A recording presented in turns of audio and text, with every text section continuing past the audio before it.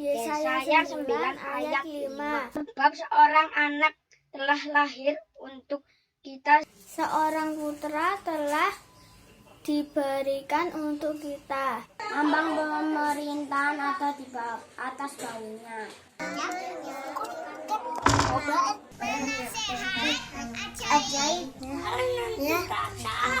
Nama yang kekal, raja damai. Sebab seorang anak telah lahir untuk kita. Seorang putra telah diberikan untuk kita. Lambang pemerintahan ada di atas bahunya. Namanya disebut orang penasehat ajaib, Allah yang perkasa, Bapa yang kekal, Raja damai. Sebab seorang anak telah lahir untuk kita, Seorang putra telah diberikan untuk kita. Lambang pemerintahan ada di atas bahunya. Namanya disebutkan orang penasehat ajaib, Allah yang perkasa, Bapa yang kekal, Raja damai.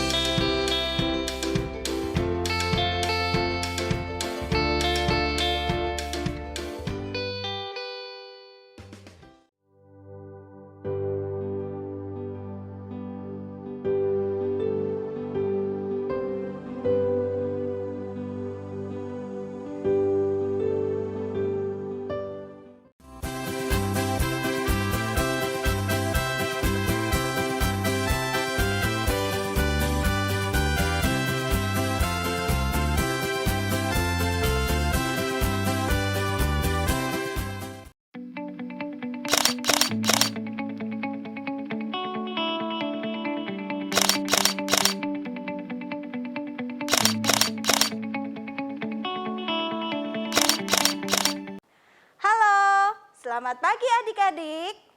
Bagaimana kabar kalian? Puji Tuhan, tentu sehat semua. Sudah siap kita beribadah? Kita memuji Tuhan? Yuk, kita akan memakai mulut kita, memakai tangan kita untuk bergerak, memuji Nah, kita akan pujikan dulu. Selamat pagi Bapa. Kita mau ucapkan pada Tuhan, selamat pagi Bapa.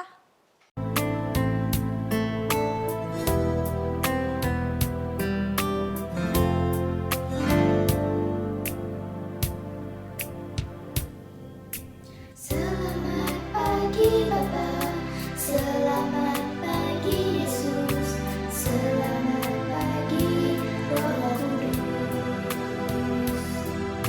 Terima kasih atas anugerah-Mu semalam telah berlalu.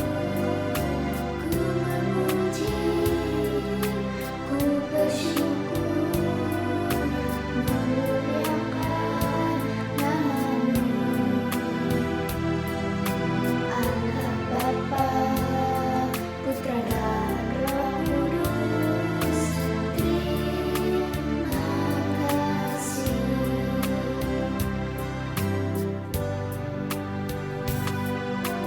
Selamat pagi Bapa, selamat pagi Yesus, selamat pagi Roh Kudus.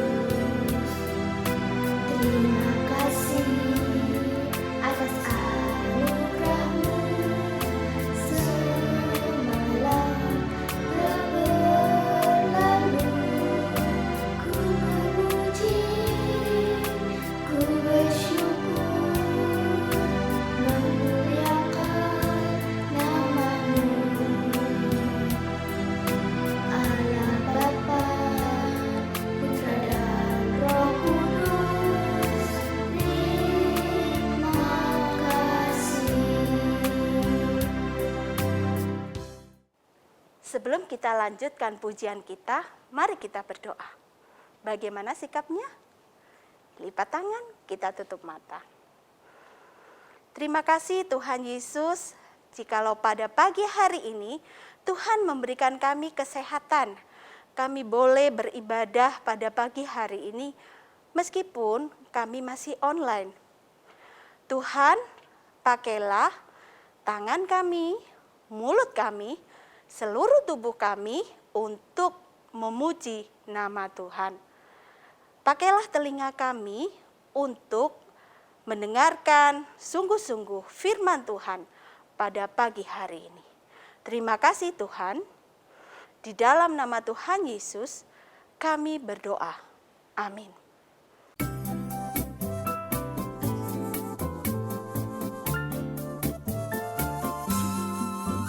Kerja buat Tuhan selalu manis, biar tanpa upah selalu manis.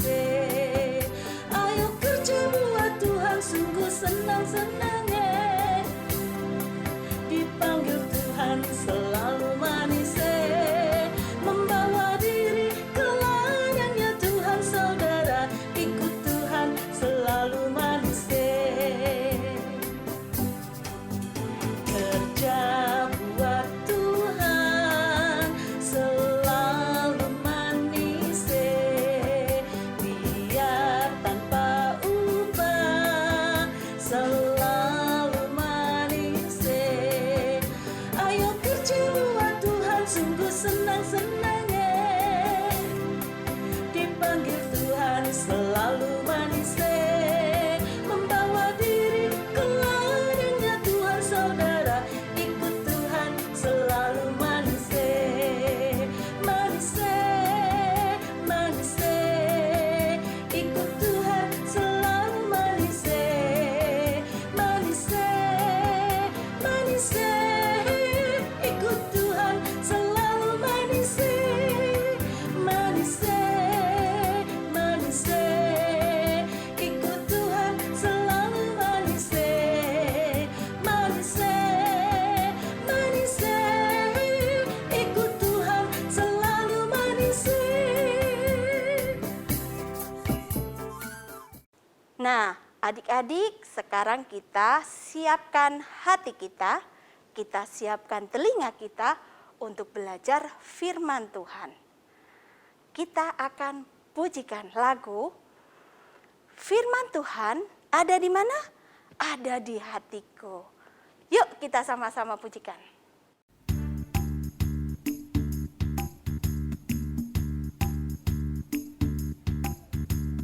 Kubuka Alkitab, lalu kubaca. Kubuka Alkitab, lalu kubaca. Firman Tuhan ada di hatiku, ada di langkahku, ada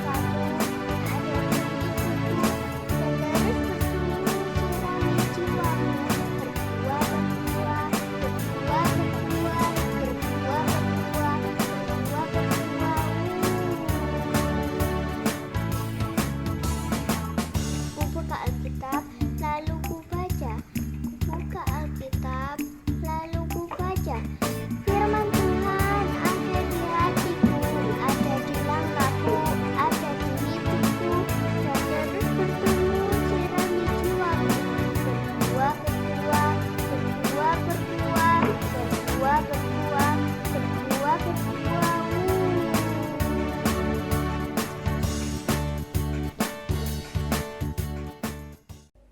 Halo adik-adik, apa kabar? Wah, senang sekali ya hari ini Kak Selvi bersama adik-adik mau belajar firman Tuhan. Tapi ayo kita sama-sama berdoa dulu ya.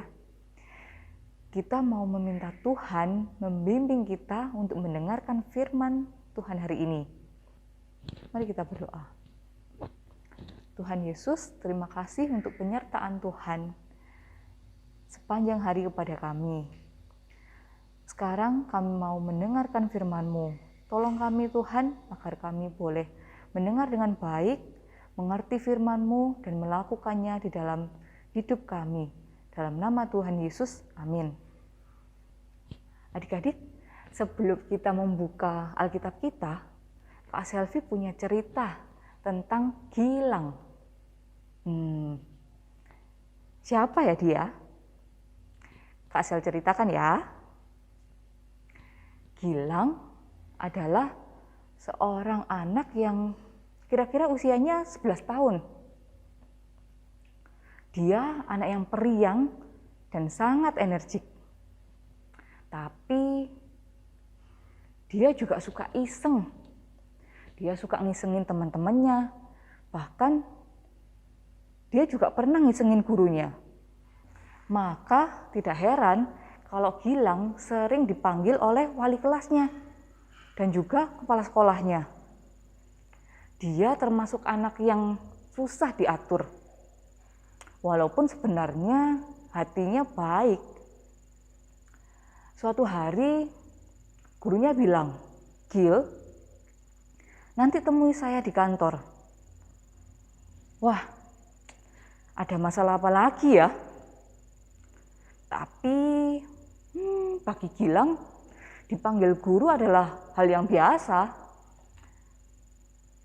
Ketika dia menemui gurunya bilang, "Gil, saya bermaksud mengikutkan kamu di drama Natal dan kamu menjadi pemeran utamanya." Wah, langsung Gilang bilang, "Saya nggak mau Pak, saya nggak bisa." "Gil, saya sudah mengamati kamu sejak lama dan saya rasa kamu punya bakat untuk main drama."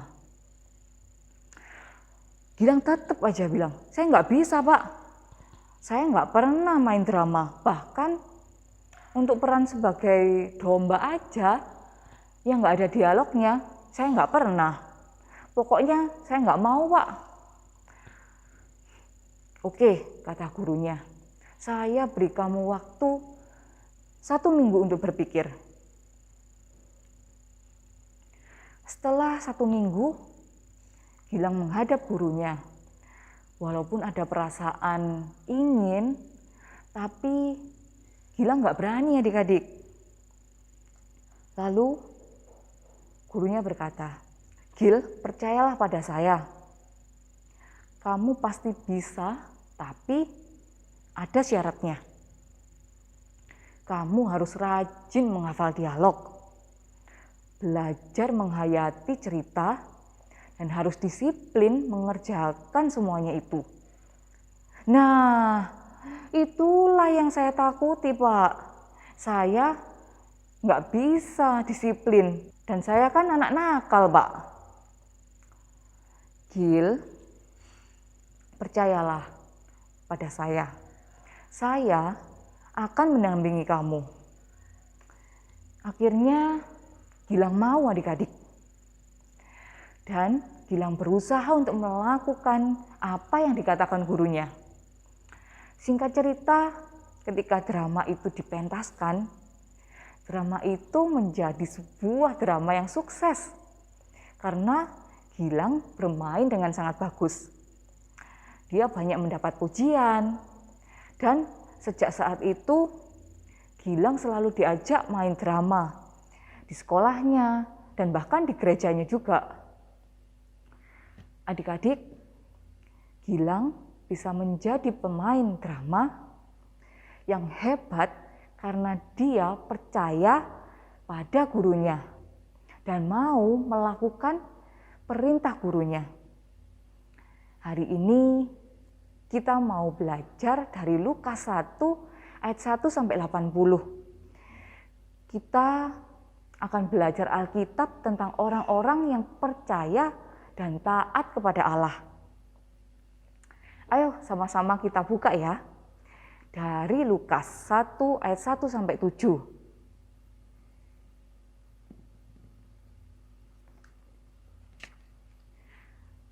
Di sini diceritakan ada sebuah keluarga imam yang melayani di bait suci. Kalau sekarang imam itu seperti pendeta yang melayani di gereja, adik-adik.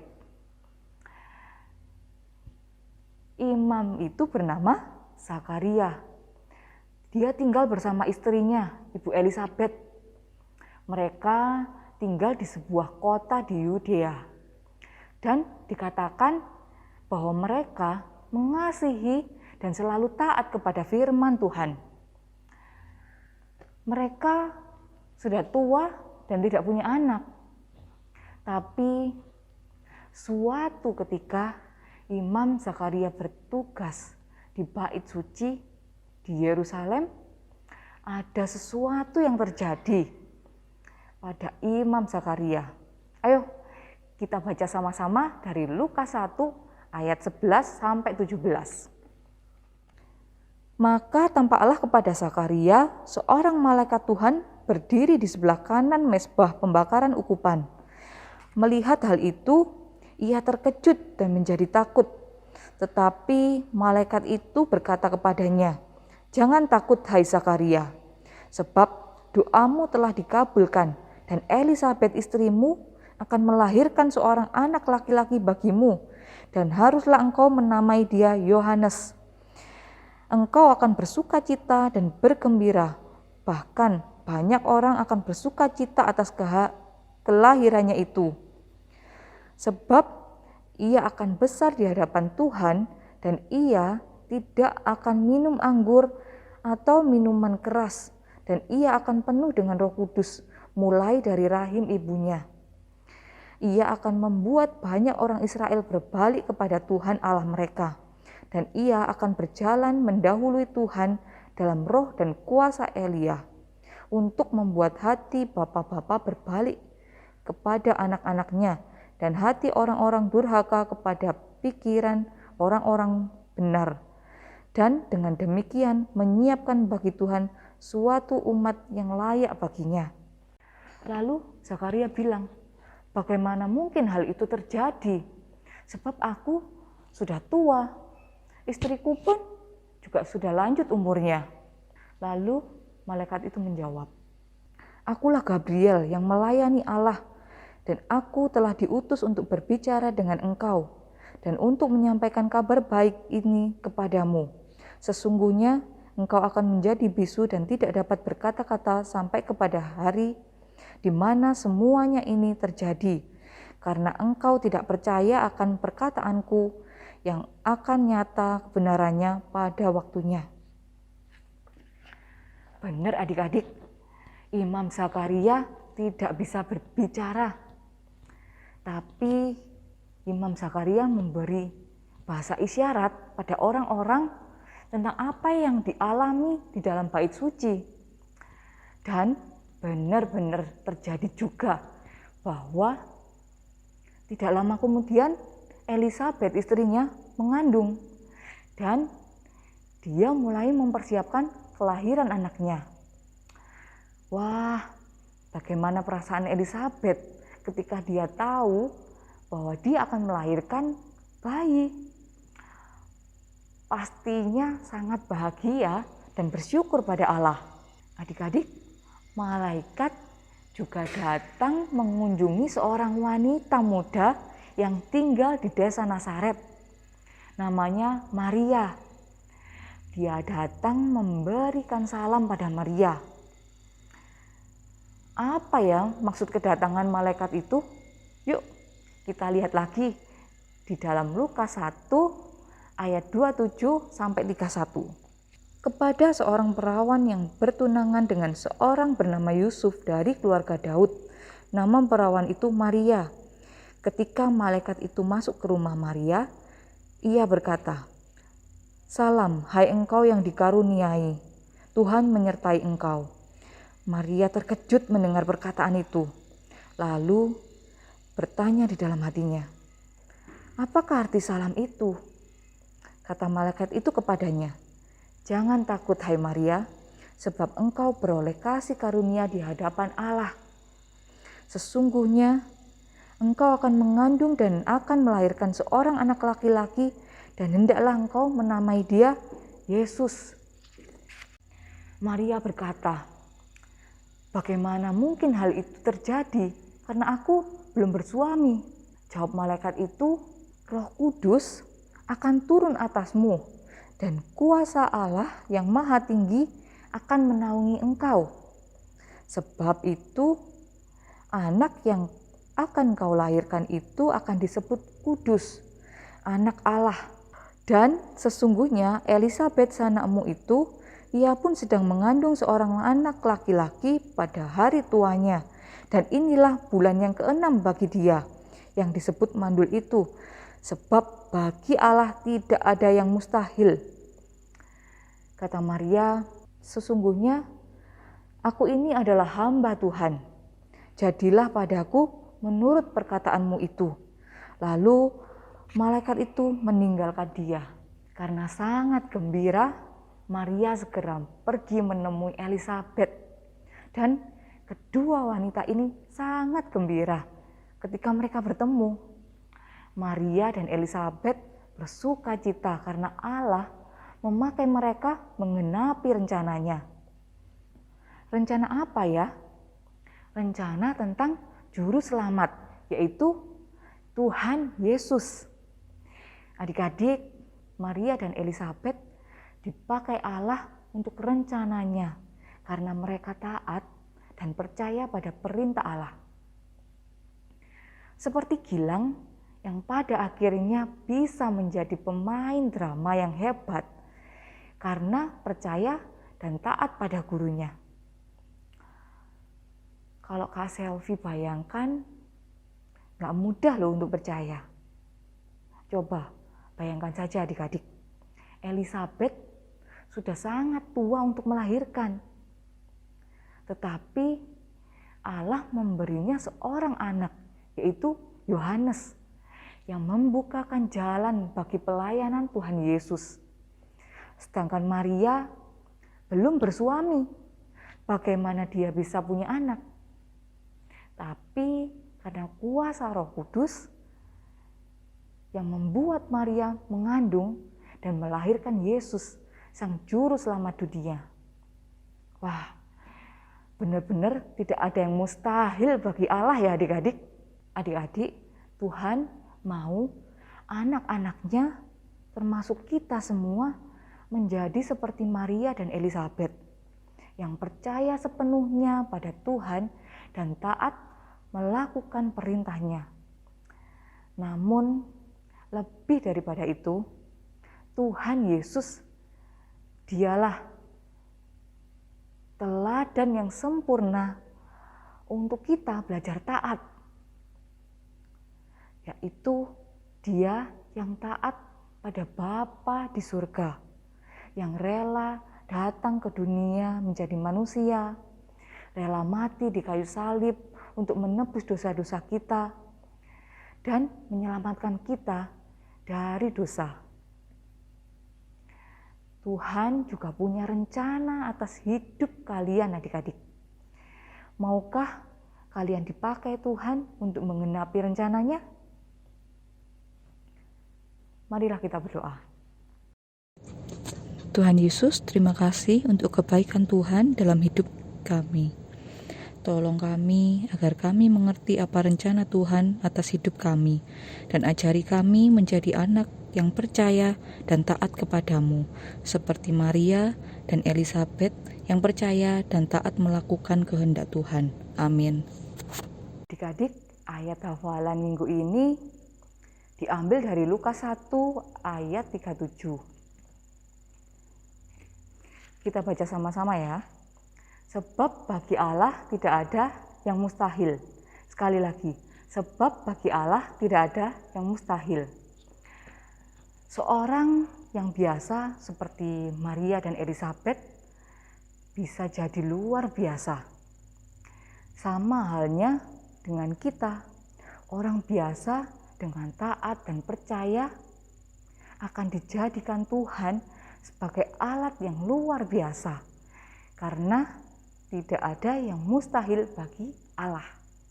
Wah, sungguh cerita yang luar biasa ya, tentang kabar gembira yang diterima oleh Maria dan Elisabet. Wah, tentunya mereka senang ya, mereka memuji Tuhan. Seperti hari ini, adik-adik, kita akan juga sama-sama memuji Tuhan, selalu meninggikan nama Tuhan dengan sorak-sorai.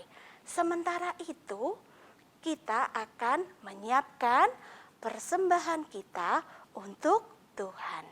Kita akan pujikan Allah ditinggikan dengan sorak-sorai.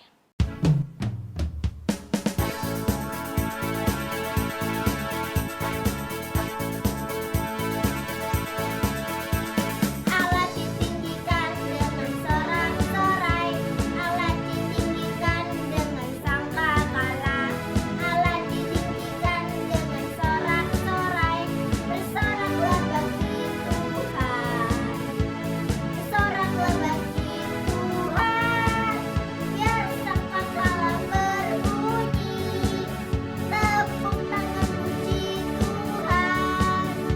Allah diagungkan, Allah diagungkan, Allah diagungkan tinggi. Allah ditinggikan dengan sorak-sorai, Allah ditinggikan dengan sangkakala, Allah ditinggikan dengan sorak-sorai, bersoraklah bagi Tuhan, bersoraklah bagi Tuhan, biar sangkakala berbunyi, tepuk tangan puji Tuhan. Allah diagungkan, Allah diagungkan, Allah diagungkan tinggi.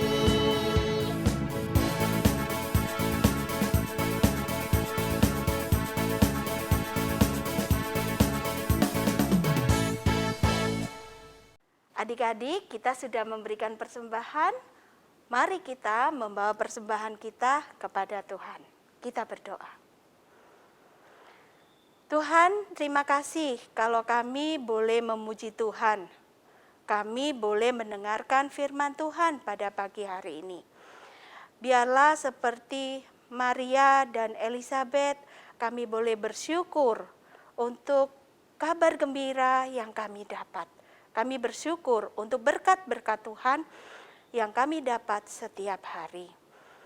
Terima kasih juga untuk pagi ini kami boleh memberikan persembahan kepada Tuhan. Berkatilah tangan-tangan adik-adik yang sudah memberikan maupun yang belum bisa memberikan. Tuhan akan berkati anak-anak. Terima kasih ya Tuhan, inilah doa kami. Kami mau menyerahkan juga untuk Papa dan Mama Tuhan. Berkatilah Papa dan Mama setiap adik-adik. agar mereka boleh selalu memuliakan nama Tuhan. Inilah doa kami Tuhan, di dalam nama Tuhan Yesus, Juru Selamat kami yang hidup, kami sudah berdoa. Amin. Halo adik-adik semua, Kak Yosep coba lihat nih, berapa ya jumlah adik-adik yang sudah daftar di Natal Drive-Thru untuk tanggal 19 Desember nanti? Dan ternyata masih banyak yang belum daftar ya. Adik-adik, apakah adik-adik menemui kesulitan untuk mendaftarkan secara online di Natal Drive-Thru nanti? Nah, kalau adik-adik menemui kesulitan, jangan sungkan untuk memberitahu Kak Yosep, Kak Nana, dan Kak Selvi. Kami sangat senang hati, dengan senang hati membantu adik-adik semuanya untuk mendaftar. Nah, adik-adik coba cek hari ini tanggal berapa? Wah, sudah tanggal 28 November adik-adik. Itu artinya sudah di minggu terakhir bulan November ya. Berarti tinggal 2 hari lagi pendaftaran akan segera ditutup. Diingat baik-baik ya adik-adik, tanggal 30 November pendaftaran drive-thru akan ditutup. Karena itu jangan sampai tidak mendaftar ya. Nanti nyesel loh adik-adik. Karena kalau pendaftaran sudah ditutup, tidak akan dibuka untuk gelombang kedua adik-adik. Adik-adik tidak sabar ya menunggu tanggal 19 Desember nanti. Penasaran, sekarang adik-adik sudah setinggi apa?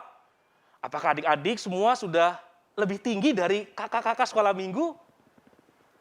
Kira-kira masih kenal nggak ya dengan kakak-kakak sekolah minggu? Karena pasti sudah lama nggak ketemu, banyak hal yang berubah ya adik-adik. Nah, nanti kita akan bertemu di hari Minggu tanggal 19 Desember di Natal Drive-Thru adik-adik. Tapi tolong protokol kesehatannya, prokesnya tetap dijaga dengan ketat ya adik-adik. Ingatkan papa dan mama untuk segera mendaftar. Segera mendaftar. Jangan sampai ketinggalan ya. Dan nanti kita akan ketemu di tanggal 19 Desember di Natal Drive-Thru adik-adik. Tuhan Yesus memberkati. Adik-adik siapkan alat dan bahannya ya. 1 lembar kertas tebal, 6 lembar kertas lipat, lem, gunting, alat tulis, dan penggaris. Langkah pertama adik-adik buat bentuk salib. Perhatikan ukuran yang Kak Selvi berikan. Lalu adik-adik potong kertas lipatnya menjadi ukuran 5 x 10 cm. Lipat kertas lipat menjadi 2 bagian. Lalu tempelkan setiap kertas lipat pada bentuk salib. Perhatikan cara menempelnya. Kemudian adik-adik tulis pada bagian depan, "Saya mau taat." Setelah itu, adik-adik tulis komitmen adik-adik di bagian dalam dan jangan lupa tulis ayat hafalannya ya. Aktivitas kita sudah selesai. Adik-adik, ini aktivitas kita hari ini. Kesetiaan dan ketaatan Maria dan Elizabeth tentu menyenangkan hati Tuhan. Kalau adik-adik coba dari usia sekarang, disiplin untuk ibadah tepat waktu, taat beribadah tiap minggu, rajin membaca Alkitab, saat adik-adik dewasa dan ditempatkan di mana saja, bisa jadi berkat. Itu yang Tuhan inginkan buat hidup kita, seperti Maria dan Elizabeth yang baru saja kita dengarkan. Sampai di sini ibadah kita minggu ini. Sampai jumpa dalam ibadah minggu depan. Dah.